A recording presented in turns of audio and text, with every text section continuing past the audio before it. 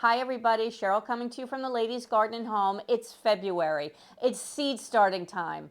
But before we get started with seeds, we have to make sure we know what our plan is. Anyway, I thought I'd share mine with you today, so I hope you join me.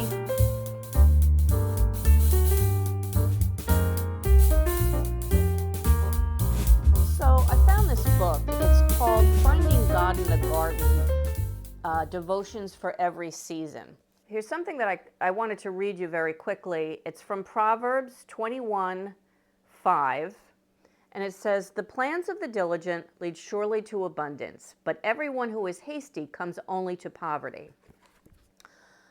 Kind of goes with my theme today of planning to make sure that we don't jump so head first into our seed starting that we're doing things randomly or out of order or overseeding or forgetting something. Anyway, planning is key when you want to have a successful garden.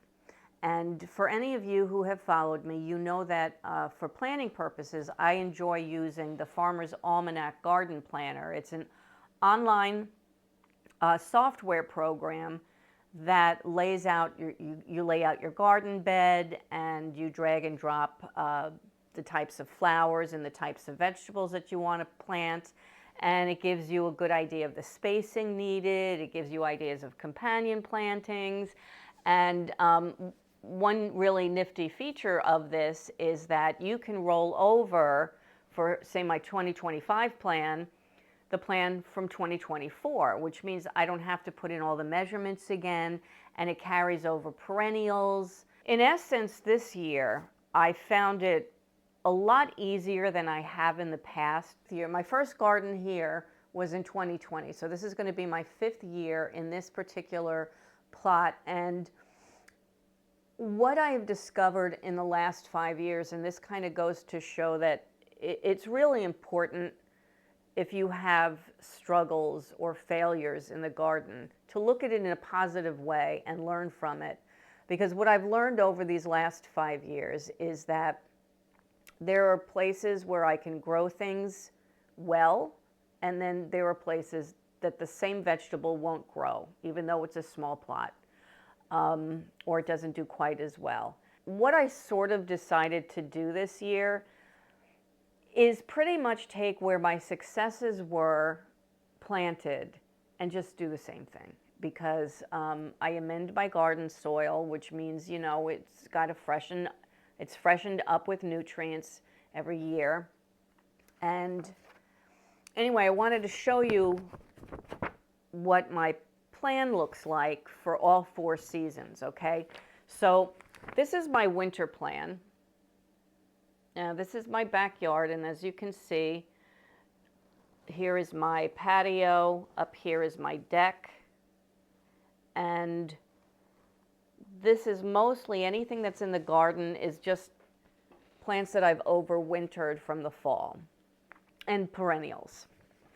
Then going into the spring, this will be the layout in April. What I think is going to be a very healthy, thriving spring garden full of cool weather, spring plants, things like cabbages, brassicas, carrots, potatoes, that kind of thing.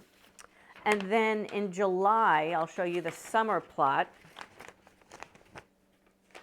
I'm bringing in my tomatoes, my peppers, my sweet potatoes, the flowers, and some of the spring vegetables by July might still be around, like, my broccoli, but most of it should be out of there by then, and I will be really all in on my summer heat-loving vegetables. And then here is the fall, okay? So this is based on October. Now, historically, since I've been here, I haven't had a first frost in the fall until November, sometimes December. So in October, although a lot of calendars will tell me that I might get my first frost by like the mid-October, just traditionally, I have always still had a lot of my summer vegetables growing, my beans, My tomatoes are still around, my peppers, the squash. So that'll be the fall. One of the other things that I really like about the Farmer's Almanac, and I will link to you a really in-depth tutorial that I did last year.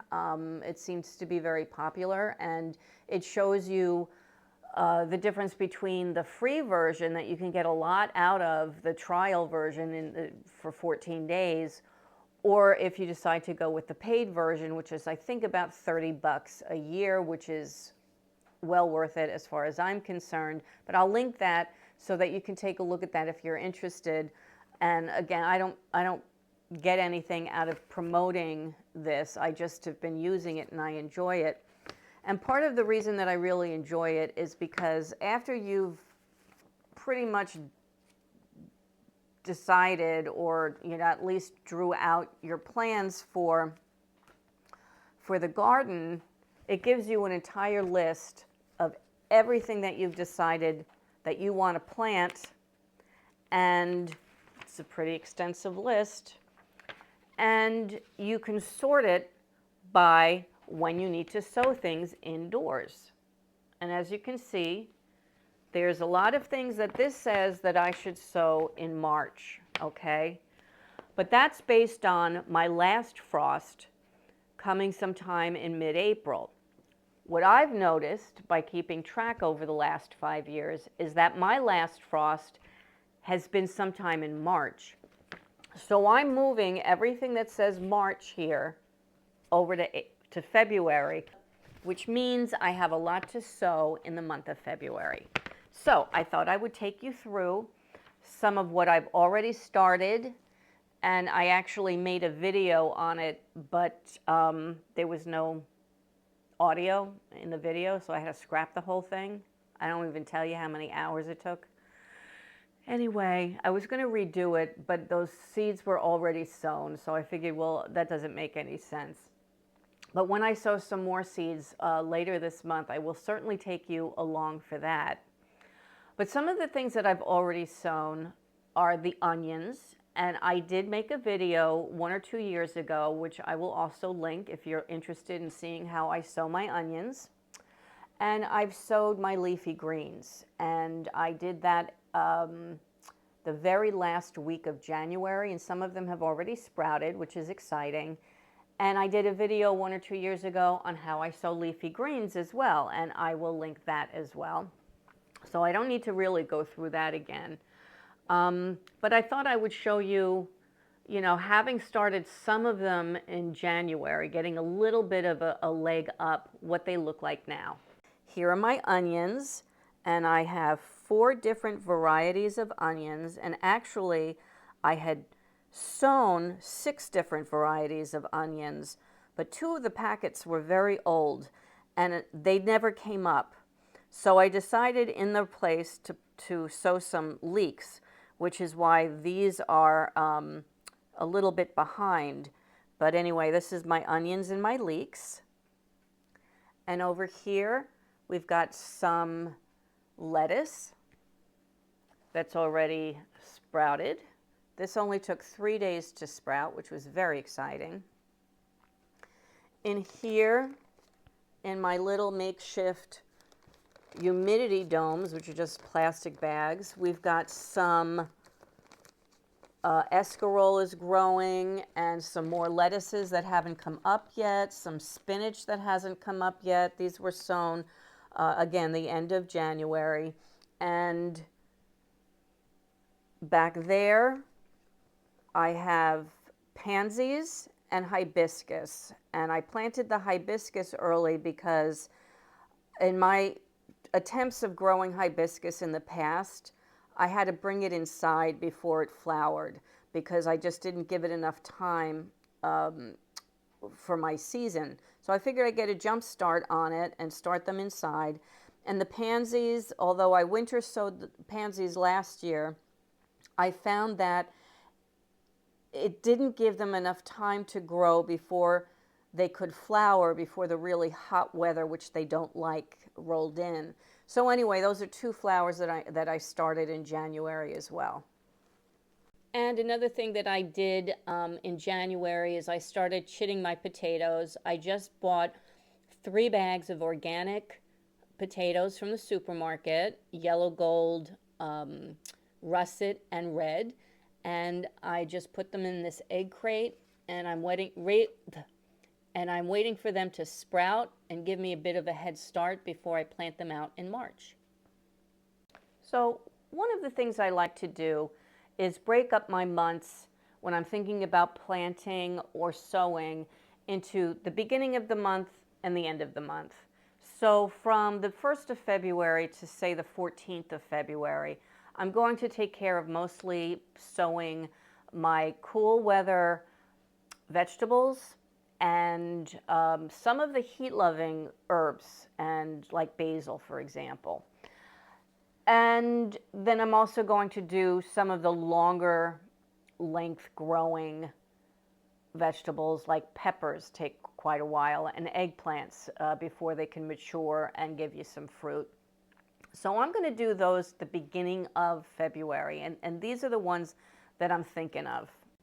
And what I did is, out of my big seed box where everything is alphabetical, I've pulled the seeds that I'm going to start within the next 2 weeks, okay? So we've got our cool loving broccoli, and I have different types of broccoli, and I haven't really decided yet exactly which ones I'm going to plant, but I think I'm going to do things like the green sprouting calabrese and spring broccoli rabe, and what else do I have here? I'm really trying this year to not purchase as many seeds and just go with growing what I've got already. All right, so we've also got bok choy, which I grew in the fall, and I actually have some overwintering, but I have no idea how that's doing since it's been colder than usual this winter. Then I have some cabbages, specifically cabbages that are good for the spring. And then I have my peppers, and I have a bunch of different pepper varieties, and I haven't chosen exactly what I'm going to start yet, but I will tell you that I'm going to go for smaller varieties of peppers, things like your cherry peppers, your pepperoncinis, which you know I have a love affair with pepperoncini, and some of these hotter peppers from my son, but smaller ones, because I'll be honest, I have tried to grow big bell peppers over the years, and they've never ripened in time, even though my season length is pretty long between my last frost and my first frost. We might not just get the heat necessary during those extra months that would ripen them up and make them nice and big and fat. So anyway, rather than trying it one more time, I'm going to go with the smaller varieties of peppers this year. And one thing that I did last year that I really enjoyed is I did 6 different varieties of basil, and I loved it. Not only do I cook with basil, but I love using basil in my cocktails and my teas and that kind of thing. So I'm going to have the regular Italian flat leaf, but I'm going to do holy basil again, lemon basil, sweet Thai, cinnamon basil, and then the purple opal basil. And I'm starting those early. Not that they have a huge amount of time between the time you sow them and you harvest them and start using them. It's just that I want them earlier than I normally do. So I'm going to start them inside a little earlier. Fennel. I have one fennel plant overwintering, and overwintering fennel did well for me last year, but I'm not sure if one plant's enough. And I really like cooking with the fennel seeds and using the fennel itself in salads. So we're going to just do a little bit more fennel. Cauliflower. I've tried growing cauliflower in the spring and in the fall, and it seems to do better for me in the spring. So then I've got a couple of other, oh, an eggplant. Okay, eggplant is one of those that you really should start early because these take a while to mature. And last year, if you followed me, you know that my groundhog, Fatty McFatbottom, ate every single one of my tiny little eggplants before they were harvestable.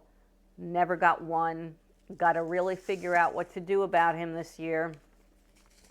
And then I'm going to start some cilantro. That's a cool, loving herb. And I'm also going to do dill, and I would also be doing parsley if I didn't have a ton of it overwintering in my greenhouse right now. I don't think I'm going to be lacking parsley anytime soon. So this is just the things that I'm going to be starting within the first 2 weeks of February. And things like the eggplant and the peppers, I'm probably going to grow in a larger cell because those are going to be inside for quite a long time. And that means that I probably will only have to pot them up once. But things like the lettuce, I started in tiny cells because I am going to be potting them up and putting them in the greenhouse and letting them finish off there until they're ready to plant out. In the second half of February, I'm really going to be concentrating on my flowers, and I'm going to be doing a couple of different variations on winter sowing this year. So when I'm ready to do that, I'm going to make a video about it, so I hope that you watch it. Whether you're drawing things out on paper or you're using a program such as the Farmer's Almanac Garden Planner, whatever your method, keep good notes and make yourself to-do lists. So I have this to-do list for the first week of February. It's got all the things that I'd like to be sowing, and then when I'm done that, I check it off and put the date, and then I put it in my big book of garden.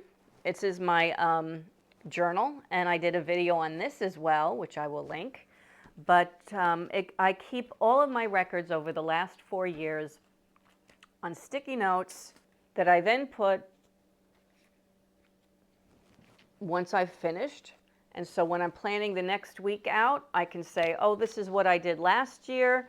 And it's just a very handy reference for me throughout the year to be able to keep track of not only when I plant seeds, but when I also harvest, if I come into any problems with pests. I also keep track of the weather for that week. So I'll know what my lowest temperatures were, my highest temperatures were, and whether or not it rained or whether I had to water. And it's a good book to have handy. So if you haven't started keeping a gardening journal, I would highly recommend doing it. You will save yourself a ton of time over the course of the year and years to come. If you've never started seeds inside the house before, I highly recommend checking out the playlist that I put together last year, which was for seed sowing and seedling care. And it's everything from when you start and make potting mix to when you plant it out into the garden. And I hope that that's very helpful to you. If you've never started seeds inside the house before and you don't want to, there's nothing wrong with that. Go ahead and pick up the plants at your garden center or order them online. That's fine. Just grow something this year. I'm telling you, you'll enjoy it. I hope you like this video. I just wanted to show you where I was in the planning process. It doesn't mean that things aren't going to change or that I'm not going to say, oh, I really want to do that, or you watch a video and you're like, ooh, that looks good. I should try that this year.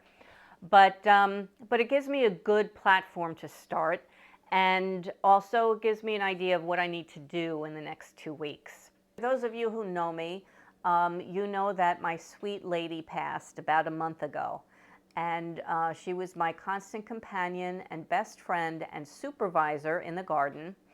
And I have promised that I'm going to share with you her memories by showing a clip at the end. So I hope you watch it and enjoy my little lady. Anyway, from the Ladies Garden and Home, enjoy your gardening journey. Bye! Don't you just love Lady's new Valentine's Day collar? It's so pretty. Just like she is. Say goodbye, Lady. Lady. Lady.